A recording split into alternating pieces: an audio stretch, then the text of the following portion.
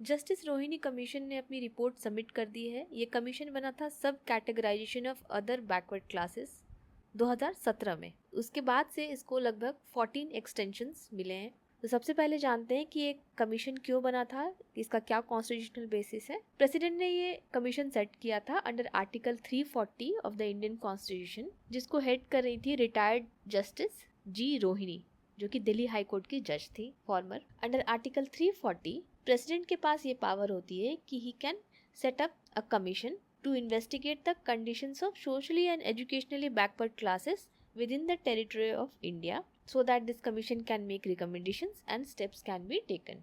तो प्रेसिडेंट के पास ये पावर है आर्टिकल 340 में, और उसी बेसिस पे ये कमीशन सेट की गई थी।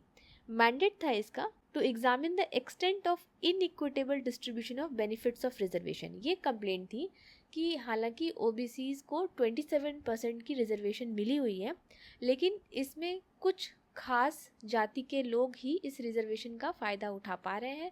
ओबीसी पूल में जितने सारे कास्ट हैं उन सबको एक जैसा फ़ायदा नहीं हो पा रहा है। सेंट्रल लिस्ट में जितने भी ओबीसीज हैं उनको किस तरह से रिजर्वेशन का फ़ायदा मिल पाया है, सब कास्ट को मिल पाया है कि नहीं पाया है, तो इसको ही इन्वेस्टिगेट करना है।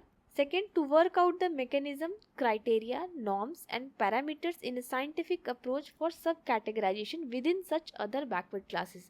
न केवल इनको inequitable distribution को इन्वेस्टिगेट करना है, बल्कि एक मैकेनिज्म भी सॉर्ट आउट करना है ताकि इन कास्ट के बीच में भी सब कैटेगराइजेशन हो सके। जैसे कि ओपीसीज के लिए भी क्रीमी लेयर बनाया गया ताकि जो ऑलरेडी इकोनॉमिकली वेल ऑफ है वो ये फ़ायदा ना उठा सके, उसी तरह से ऐसे कास्ट जो ऑलरेडी वेल ऑफ हैं, वेल सेट हैं, किस तरह से उनको एक्सक्लूड करके वैसे कास्ट को फ़ायदा दिया जा सके जो लोग रिजर्वेशन का फ़ायदा नहीं उठा पा रहे हैं, और इसके लिए एक साइंटिफिक तरीका ढूंढा जा सके। थर्ड था कि to take up the exercise of identifying the respective caste और कम्युनिटीज और सब कास्ट और synonyms in the central list of other backward classes and classifying them into their respective sub-categories. Commission को within 12 weeks अपना report submit करना था। 2017 अक्टूबर में इसको constitute किया गया था। 2018 में रोहिणी कमीशन ने कुछ एनालिसिस पब्लिश किए थे।